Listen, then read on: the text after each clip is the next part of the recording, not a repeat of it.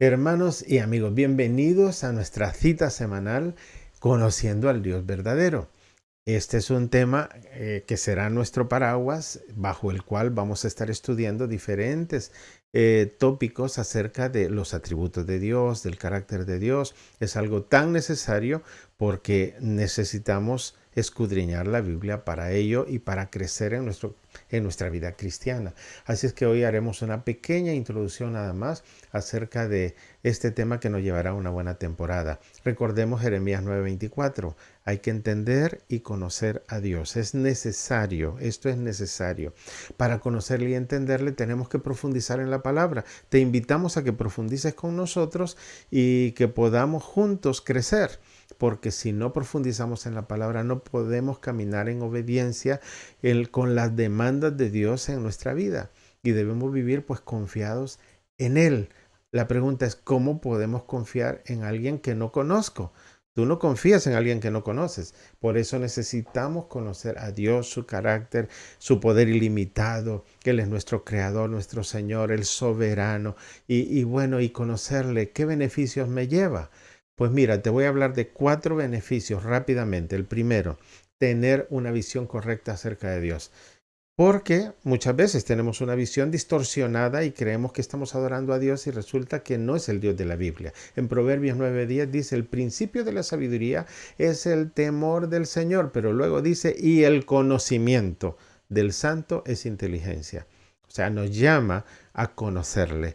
Luego, el segundo beneficio sería creer y confiar en Él en cada aspecto de nuestras vidas, no solamente en uno, en cada aspecto de nuestras vidas. Salmo 9:10 dice, en ti pondrán su confianza los que conocen tu nombre. Hago énfasis añadido, conocen tu nombre. Porque tú, Señor, no abandonas a los que te buscan.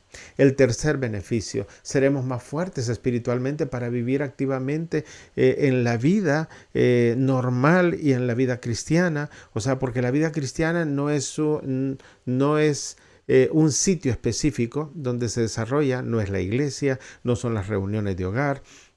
La vida cristiana es nuestro día a día, es todo lo que hacemos. Entonces seremos fuertes. Daniel capítulo 11, verso 32 dice, pero el pueblo que conoce a su Dios, ¿qué pasa? Se mostrará fuerte y actuará.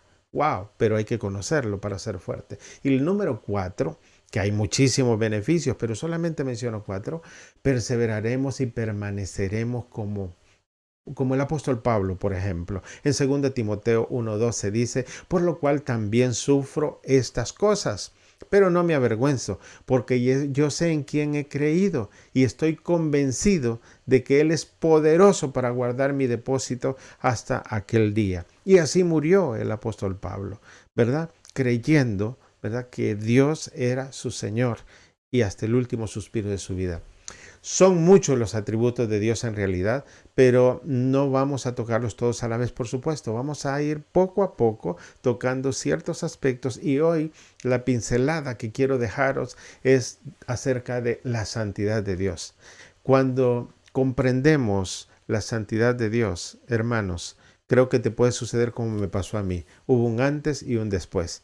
Cuando entendemos un poquito, no a la perfección por supuesto, pero un poquito acerca de la santidad de Dios, te cambia la vida.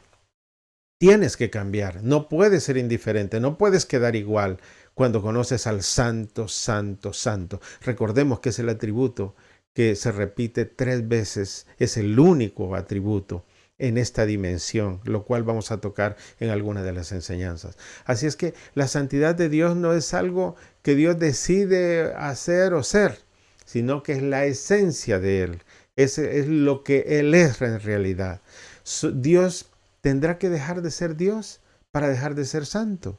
O sea, no es posible. Tendría que negar su propia naturaleza para hacer algo que no es santo. Porque todo lo que Él hace lleva su santidad. Esta es una verdadera maravilla para nosotros comprenderlo y ahondar en estos temas. Para los que no me conocen, mi nombre es José Bojorquez, soy hijo de pastores y misioneros que ahora por la gracia de Dios están delante de su presencia, y esa es la misma esperanza que yo tengo un día, estar en la presencia de Dios. Y si Él viene antes, pues me voy con Él, pero si no ha venido y parto a su presencia, va a ser algo también maravilloso.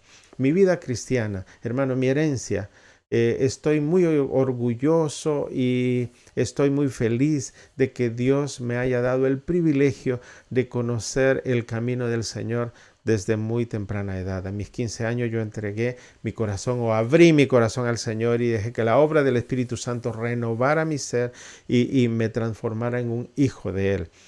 Pero la vida cristiana lleva muchos bemoles, muchas circunstancias, y ante eso es importante reconocer que nuestros caminos necesitan estar en sintonía con la palabra de Dios y con la herencia, no esta herencia de porque soy hijo de cristiano, soy fiel y voy al cielo.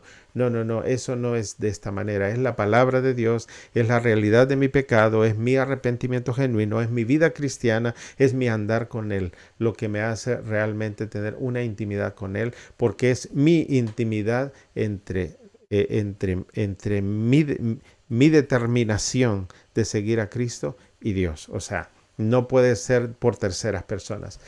Cuando pensamos en abrir el canal, precisamente pensamos en que debemos testificar los procesos de Dios en nuestras vidas, darle únicamente la gloria a Él porque Él es el único que se la merece, nadie más.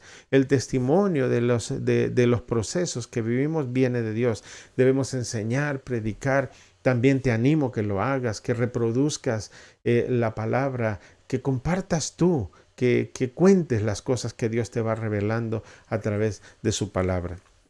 Hay 4 preguntas que me gustaría dejarte. La primera es, ¿en qué momento dejamos a Dios a un lado y nos pusimos nosotros en el sitio de Él?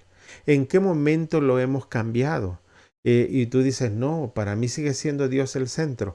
Quizá necesitamos profundizar más para entender que en el diario vivir, en todo lo que hacemos, la mayoría de veces actuamos como si nosotros somos el centro y no es Dios. La segunda pregunta es, ¿en qué momentos cambiamos la vida celestial por la terrenal? Anhelamos tanto las cosas de este mundo que perdemos de vista aquello que es eterno y la promesa del Señor. Pareciera como si estamos viviendo una religión, algo así, ¿no? Algo religioso nada más, y que es lo que me han contado y que yo creo que posiblemente va a suceder. Ese tipo de cosas nos llevan a llevar una vida trivial, una vida en este mundo, pues logremos todo lo que podamos, hagamos todo lo que podamos, vivamos lo mejor que se pueda y nos desenfocamos. Y no digo que no debas hacerlo, lo que digo es cuál es la motivación. ¿De dónde nace esa motivación? ¿Hacia dónde te lleva? Si esa motivación no es eterna, no deberíamos de estarlo haciendo. Y esto es lo que de las preguntas que nos ayudan a enfocarnos. La tercera es, ¿en qué momento decidimos reclamarle a Dios cuando las cosas no van como yo quiero? Y hasta nos enfadamos. Y no decimos que estamos enfadados con Dios, pero en realidad actuamos de esa manera. No sé por qué Dios ha hecho y estamos dudando de la soberanía de Dios. Estamos pecando cuando hablamos de esta manera. ¿Por qué Dios ha permitido esto? Hermanos, Dios es soberano y Él sabe perfectamente lo que permite y lo que no permite y por qué lo permite. Y esto debemos de entenderlo y debemos de aceptar la perfecta voluntad de Dios. Y la número 4, ¿en qué momento cambiamos lo que Dios dice de mí a lo que dicen los demás de mí? Entonces, como me interesa más lo que dicen los demás de mí, me pongo caretas, me pongo velos para mostrarme de una manera distinta o para que no me distingan en realidad. ¿Y por qué hago esto? Porque me importa más lo que dice la gente. Lo que dice Dios lo dejamos a un lado, pero eso es lo vital, lo más importante. Cuando profundizamos en la palabra y nos vemos reflejados ahí, entonces podemos entender que lo que importa de verdad es lo que Dios dice de mí. Mire, quiero leer Ezequiel capítulo 36, verso 26 al 32. Dice la palabra, además les daré un corazón nuevo. Quiero que le pongas cuidado a estos verbos, a la conjugación de estos verbos. Les daré, dice el Señor, les daré un corazón nuevo y pondré mi espíritu. Pondré un espíritu nuevo dentro de ustedes. Luego dice, quitaré de su carne el corazón de piedra y pondré un corazón de carne. Luego dice, pondré dentro de ustedes mi espíritu. Yo pondré de mi espíritu en ustedes. Y luego dice, haré que anden en mis caminos y que cumplan cuidadosamente mis estatutos. ¿Quién? ¿De quién estamos hablando? De Él. Él es el que hace todo. Él es el centro de todo. Él es el que mueve. Él es el que cambia mi corazón. Él es el que me transforma. Él es el que me hace conforme a su voluntad. Entonces, cuando yo me sumerjo en Él, acepto esa soberanía en mi vida. Luego habla de que Él es nuestro proveedor. Dice, habitarán en tierra que di a sus padres. Y luego dice que les libraré de inmundicias, llamaré al trigo y les multiplicaré, será nuestro proveedor y no traeré hambre sobre ustedes. Luego dice, multiplicaré el fruto de los árboles y el producto del campo para que no reciban más oprobio del hambre de las naciones. ¿Qué quiere decir? Te voy a dar dignidad. Yo seré tu proveedor, te voy a dar dignidad. Y yo creo que tú puedes testificar como yo que ese es nuestro Dios, que nos dignifica cuando no lo merecemos, que nos provee cuando no lo merecemos. Pero mire lo que viene ahora. Entonces se acordarán de sus malos caminos y de sus obras que no eran buenas, y se aborrecerán a ustedes mismos por sus iniquidades y por sus abominaciones. Cuando nos demos cuenta de la grandeza de Dios, reconoceremos quiénes somos de verdad. Nos acordaremos de nuestros malos caminos y nos aborreceremos por lo malo que hemos sido y hemos hecho. Y esto es algo que es una obra de Dios dentro de nosotros. Y aquí viene, hermano. Dice el verso siguiente, no hago esto por ustedes, declara el Señor, sépanlo bien. Y entonces, ¿por quién lo hace? ¿Por qué hace todo esto? No es para mí, no es por mí. No, el centro no soy yo, el centro es Él. Dice, no lo hago por ustedes. Miremos otra porción, Isaías 43, 25. Yo soy el que borro tus transgresiones por amor a mí mismo y no recordaré tus pecados, pero no porque lo merezcas. Yo no te perdone porque tú lo mereces, sino por amor a mí mismo, dice Isaías. Isaías 48, 9 al 11 dice, por amor de mi nombre diferiré mi ira y para alabanza mía la reprimiré para no destruirte. Oye, si llega un poco de mi ira a ti, será diferida. No la vas a sufrir en su totalidad. Y dice, reprimiré para no destruirte. O sea, voy a detener ese enojo para no destruirte. Y también dice la palabra, te he purificado, pero no como plata te he purificado. ¿Y cómo me has purificado, Señor? Te he escogido en horno de aflicción. Entonces quiere decir que es necesario pasar aflicciones. Pues yo entiendo en la palabra que sí. Yo entiendo que las aflicciones, porque dime si tú no has pasado aflicciones, y si no las has pasado, las pasarás. ¿Sabes por qué? Porque es parte del proceso de la vida. No es extrañas las aflicciones, no son extrañas. Pasamos circunstancias difíciles, pero dice, te he escogido en horno de aflicción por mí, por amor de mí mismo lo haré. Léelo en casa despacio y verás. Dice, para que no sea mancillado mi nombre y mi honra no la daré a otro, porque es por mí. Todo esto lo hago por mí. Hebreos 4, 14 al 16 dice en el Nuevo Testamento, teniendo pues un gran sumo sacerdote que trascendió los cielos, Cristo Jesús, el Hijo de Dios, retengamos nuestra fe. ¿En qué? Esta es la fe. Porque no tenemos un sumo sacerdote que no pueda compadecerse de nuestras flaquezas, sino uno que ha sido tentado en todo como nosotros, pero sin pecado. Y aquí viene la maravillosa gracia de Dios, porque dice que Él se compadece de nosotros porque Él fue tentado primero, Él fue tentado en todo. Y ahora nosotros que leemos esta palabra, nos anima y dice que tenemos alguien que se compadece de mí y yo debería compadecerme de esta manera de los que también se equivocan para ayudarles a restaurarse. Ese compadecimiento es bíblico, profundo y necesario en la vida del cristiano. Por tanto, acerquémonos con confianza al trono de la gracia para que recibamos misericordia y hallemos gracia para la ayuda oportuna. Hay demasiada riqueza en estos versículos, pero vamos a dejar que la obra del Espíritu Santo comience a hacerla en tu vida y en mi vida y seguir escudriñando y recibiendo. Primera de Juan 4:10 dice, en esto consiste el amor, no en que nosotros hayamos amado a Dios, sino en que Él nos amó a nosotros y envió a su Hijo como propiciación por nuestros pecados. ¿Qué era esto de la propiciación? Era el pago para dejar pagada y salda tu deuda. Aquí vengo, dejo a cero, no debes nada. ¿Por qué? Por el sacrificio de tu Hijo. Pero hay que conocer, hay que saber, porque no simplemente es de decir, tengo la gracia de Dios, ya está, no necesito nada. No es así, no es lo que la Biblia nos dice. La santidad de Dios, hermanos, ¿qué es la santidad de Dios? ¿Qué tiene que ver la santidad de Dios con todo lo que he mencionado?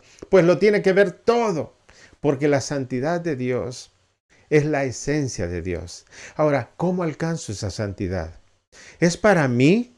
¿O quizás es para los líderes, para pastores, para misioneros? ¿Para quiénes es la santidad? Si Cristo ya me salvó, ¿por qué yo debo preocuparme por la santidad? ¿Puedo ser un verdadero cristiano sin la santidad? ¿Ves cuántas preguntas pueden surgir? ¿Cómo mido si yo estoy en un proceso de santidad o no? ¿O no me entero si estoy en santidad o no?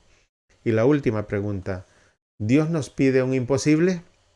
Esta es muy buena, ¿sabe por qué? Porque leamos la palabra. Dice en 1 Pedro 1:16, sed santos porque yo soy santo. Y miremos en Hebreos 12:14, sin santidad nadie verá al Señor.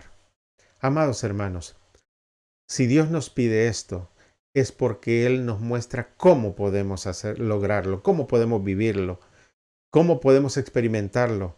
Hay distintas dimensiones que Dios quiere mostrarnos para vivir en obediencia a Dios. Yo tuve un encuentro con el Señor maravilloso en el desierto al que Dios me llevó por su gracia, por su misericordia. Yo necesitaba ese tiempo y Dios tuvo que tomarme de una manera que yo no quería y no me gustó, pero es mi proceso y Dios tuvo misericordia de mí. Ahora, hermanos, leí un libro dentro de varios libros que el Señor ha traído para que yo pueda ahondar un poco más acerca de quién es Dios y lo que debe ser para mi vida. El doctor R.C. Sproul escribió un libro que se llama La Santidad de Dios. Cuando yo leí ese libro, hermanos, muchas cosas sucedieron, porque Dios hablándome en diferentes áreas. Ahora, quiero dejar nada más algunas líneas de lo que él dice acerca de la santidad de Dios. Dice, la santidad de Dios afecta cada aspecto de nuestras vidas, economía, política, deporte, romance, y afecta todo. Dice, todo lo que nosotros hacemos, en todo esto afecta la santidad de Dios. La santidad de Dios es la característica de la naturaleza de Dios, de su mismo ser, o sea, del centro de su ser. Solo cuando nos encontramos con Dios en su santidad, se nos hace posible conocernos a nosotros mismos como verdaderamente somos. Y este soy yo. Ahí fue donde entré yo. Es como que me abrieran mi corazón así y me dijeran, este eres tú. ¿Cuándo fue eso? Cada vez que conocía más y más de Dios, cada vez que ahondaba más y más, era un mostrarme quién era yo.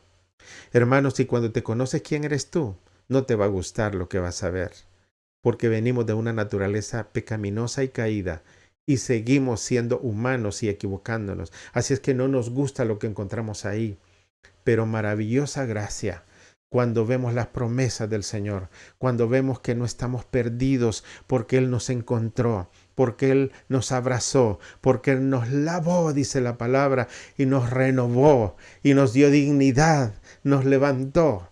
Y ahora podemos testificar de las grandezas y maravillas de Dios. Bendito sea tu nombre. Te invito a conocer más del Señor. Te invito a ahondar y profundizar más en la palabra de Dios. Te invito para que Jesucristo sea el centro de tu vida. Vayas a una iglesia o no vayas a una iglesia, eso no es lo que manda. Lo que manda en realidad es que Dios esté ministrando tu vida. Y cuando Dios ministre tu vida, vas a sentir esa necesidad de estar con otros y de crecer con otros y de ser formado por el Señor a través de ese proceso de tu vida. Por eso ha dejado también la iglesia. Pero Dios es el centro. Él es. Vas a encontrar muchos defectos en todos sitios. Pero Dios es perfecto, santo, santo, santo. Que el Señor nos ayude para que podamos vivir de tal manera que la gracia envuelva nuestro ser. Nuestra fe, nuestra confianza en Él podamos mantenerla firme en todo tiempo, porque vienen vientos y huracanes, vienen momentos difíciles, pero nosotros estamos en Cristo. Él nos sacó del lodo cenagoso, enderezó mis pasos, puso mi pie sobre peña, dice la palabra del Señor. Y eso no lo podemos olvidar. Que el Señor te bendiga en abundancia.